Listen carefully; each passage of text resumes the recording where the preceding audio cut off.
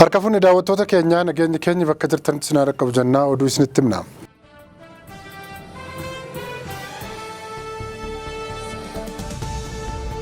Mataan biyyoota Itoophiyaa fi Soomaaliyaa Tarkiyyee magaalaa Ankaaraatti wal arganii mari'achuuf akka jirantu dhaga'ame. Ministeerri muummee Itoophiyaa Dr. Abiy Ahmed fi pirezidaantiin Soomaaliyaa Hassan Sheikh Mohammed Tarkiyyee Ankaaraatti fuulletti wal arganii mari'achuuf akka jiran miidiyaaleen gabaasaniiru.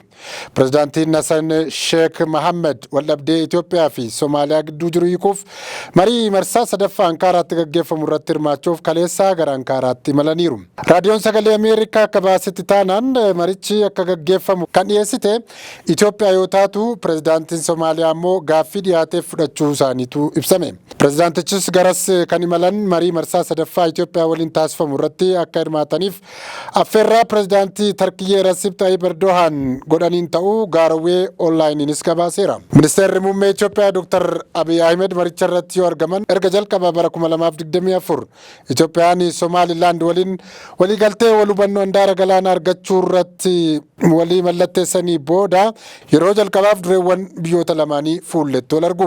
Ji'a hagayya darbee ministeeronni dhimma alaa biyyoota lameenii Tarkiyyee Ankaaraatti wal arguun marii marsaa lammaffaa gaggeessuun isaanii kan yaadatamu ture. Marii marsaa lammaffaan suni bu'aa malee xumuramuu hordofee pirezidaantiin Soomaaliyaa Hassan Sheikh Mohammed mariiwwan Ankaaraatti gaggeeffaman kan hin milkoofne Itoophiyaan birmadummaa fi tokkummaa daangaa Soomaaliyaa waan hin kabajneefidha jedhanii turani. Boordiin filannoo uggura paartilee 5 irra kaa'ee ture kaase. Boordiin filannoo Itoophiyaa uggura paartilee siyaasaa 5 irra kaa'ee ture kaasuu boordichi beeksiseera. Boordichi yaa'ii waliigala onkoloolessa gaafa 11 bara 2017 akka lakkoofsa gi'iziitti taasiseen sababoota odiitii fi lakkoofsa miseensota dubartootaatiin wal qabatee paartileen siyaasaa 11 irraa uggura kaa'ee ture. Paartilee siyaasaa 11 ugguraman keessaa 5 dhiifama gaafatanii yaada mormii dhiyeessuun uggurri irraa kaafamuun ibsameera. Paartilee morkattootaa 5 kun sochii biyyaalessa Walaayittaa, paartii dhaloota haaraa, sochii uummattoota Gaambeellaa, waldaa Dimookiraasii Itoophiyaa fi paartii walqixxummaa fi Dimookiraasii Agawuu ta'uudha kan dhaga'ame.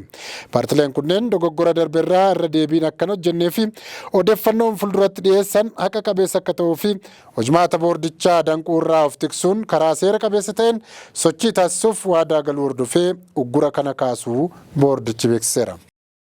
Naannoo Affaar aanaa Daawwetti mindaan barsiisotaa ji'a 2 guutuu kan hin kaffalamne ta'uu dhaga'ame. Naannoo Affaar aanaa Daawwetti mindaan barsiisotaa osoo hin kaffalamiin ji'oota 2 fi tursiifamuu hordofee manneen barnootaa 7 cufamanii turuu DW'n gabaaseera. Mindaa ji'a onkoloolessaa gaammaatti hin kaffalamiiniif barsiisonni kunneen miidiyaa sanatti himaniiru.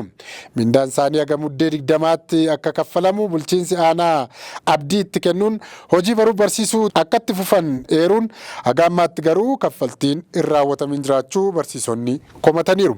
Biiroon naannichaa rakkoo kana furuuf tarkaanfiileen garaa fudhachaa jiraachuu hoogganaan biiroo barnoota naannichaa obbo Abduu Hassan miidiyaa sanatti himaniiru. Harkifachuun mindaa darbee mudachuu amanuun barsiisonni mindaa isaanii yeroodhaan akka argatan yaaliin taasifamaa jiru jira jedhan obbo Abduun. Kana malees barsiisonni godina Daadaalii Faagee bara 2015 akka lakkoofsa gi'iziitti irraa kaasee guddina sadarkaa fi faayidaalee biroo osoo hin argatiin turuu himatu. Irra deddeebiin qaama dhimmi ilaallatutti haa iyyatan malee furmaanni argame dhabamuu hordofee sadaasa gaafa 4 bara 2017 akka lakkoofsa gi'iziitti tarkaanfii dabalataa kan fudhatan ta'uudha kan himan. Naannoo kibba lixa Itoophiyaa dabalatee bakkeewwan adda addaatti barsiisonni mindaan isaanii yeroodhaan kan hin arganne ta'uu komataa turuu isaanii kana dura isiniif gabaasaa turreerra. Haleellaa samiirraa humni waraanaa Sudaan gabaatti raawwateen namoonni hedduun ajjeefaman. Waraanni Sudaan lafa gabaa lixa naannoo Daarfuritti haleellaa samiirraa raawwateen namoonni 100 ol ajjeefamuudha kan dhaga'ame. Gareen ogeessota seeraa biyyattii haleellaan sun gaafa wiixataa magaalaa Kaabkaabiyaa jedhamutti raawwatu ibsuun ajjechaan jumlaa suukanneessaadha jechuun balaaleffateera. Yeroo dhiyoo asii humnoonni waraanaa raayyaa ittisa biyyaa fi humni addaa biyyattii akka malee samii fi lafa irraan wal haleelaa jiru. Waraanni Sudaan rakkoo namoomaa isa guddaa jedhamu kan uume yoo ta'u namoonni kitilaa 11 ta'an qe'ee isaanii irraa buqqaniiru. Gaafa qibxataa dubbiimaan waraana raayyaa ittisa biyyaa Sudaan haleellaa qilleensaa raawwatame waan sirrii biyya eeguuf taasifamedha jedhe. Waraanichi xiyyaafannoo waraana humna addaa biyyattii irratti akka ta'es ibsameera.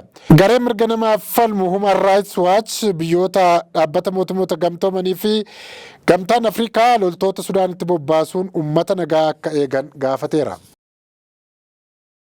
Israa'el dooniiwwan waraanaa Sooriyaa haleeluun dhaga'ame.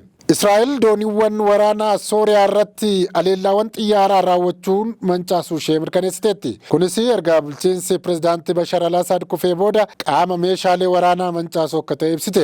Raayyaan ittisa biyyaa Israa'el akka ibsetti wiixata galgala dooniiwwan Israa'el buufatawwan iddoo Albaadiyaa fi Laataakiyaa jedhaman haleeluu ibseera. Israa'el loltoota ishee gama gaarreen Goolan jedhamu Israa'eliin waraanan kana dura qabattee fi bakka waraanarraa bilisa jedhame labsametti sochoosteetti. Kana dura dhaabbanni buufata isaa UK godhatee fi haala mirgoota namoomaa Sooriyaa keessaa hordofu akka ibsetti erga dilbataatii Israa'el haleellaa qilleensaa 310 ol Sooriyaa keessatti raawwatteetti.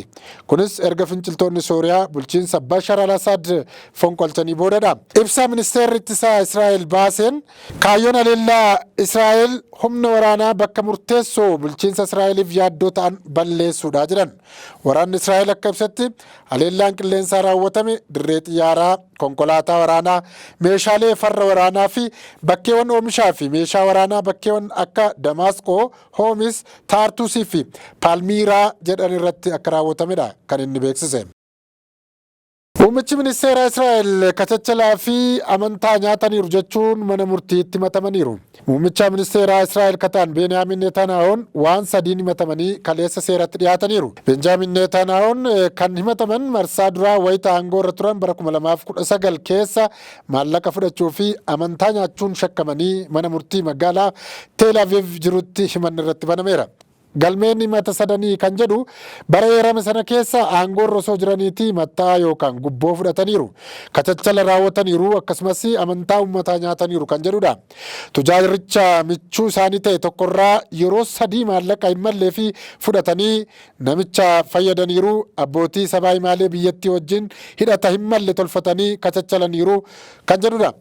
Aangoo irra osoo jiranii imaanaa uummatni isaanitti kenne dagachuun fedhii dhuunfaa isaanii guuttataniiru jedha galmeen himatamaname. Sana raawwachuu isaaniif abbaan alangaa ragaa namoota 140 barreeffamootaa fi waraabbii sagalee adda addaan qabaa jedheera.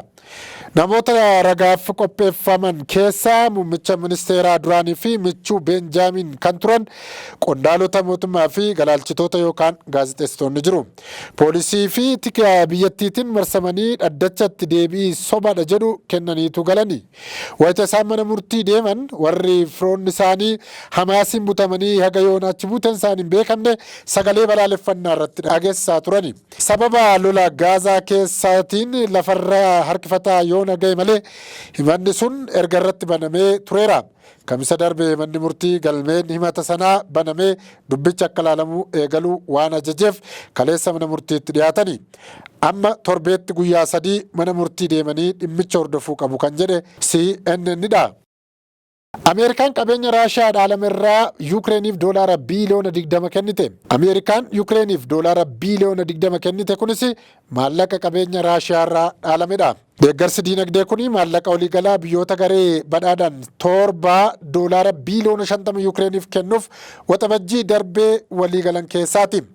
Maddi gargaarsaa qabeenya dhaalame ta'uun uummata gibira kaffalurraa Raashiyaan gatii waraanaa seeraan ala akka kaffaltu godha jedha ministeerri maallaqaa Ameerikaa Jaanet Yeelen. Oduun kun Baayiden pirezidaantii haaraa filataman Doonaald Tiraampiin bakka buufamuuf torbanoota yeroo hafanitti dhagahame. Tiraamp akkuma waajjira seenaniin waraana Yuukireen akka dhaaban himaniiru. Tiraamp deeggarsa maallaqaa Yuukireeniif taasifamu qabeenya Ameerikaa daguugaa jira jechuun bulchiinsa isaanii deeggarsi itti fufinsaa akka hin qabnedha kan isaan ibsan. Ministeerri maallaqaa biyyattii doolaara biiliyoona 20 ta'u gara baankii addunyaatti dabarsuu himeera. Haala kanaan Yuukireen achi baasuun akka fayyadamtudha kan dhagahame. Gaan kabajamtoota daawwattoota keenya oduu har'aaf jenne kanumaan goolabnaa turtii gaarii isiniin jenna.